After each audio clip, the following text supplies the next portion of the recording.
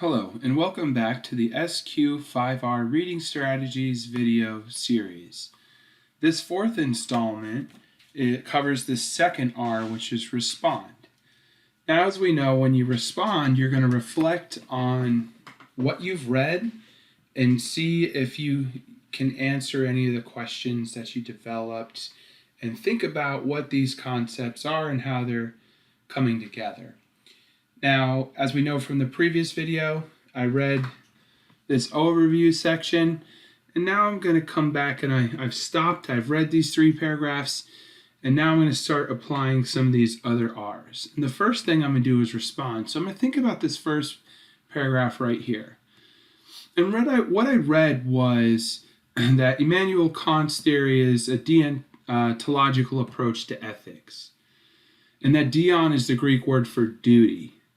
And so that these are some kind of duty-based ethics. And it talks about the moral duties or obligations and how they tie into ethics, and asks about what our moral duties are and, things of that nature. And that concept of moral duty keeps coming up.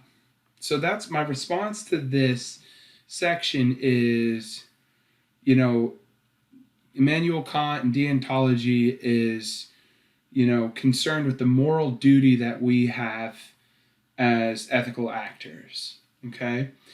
And now some of that will help answer the questions I made about, what is deontology, what is Kant's theory, so I can start adding those in there. But what I did was I read the section and I took a second to stop, to take a step back, to respond to it, and instead of just moving forward, to really think about what I read and process it.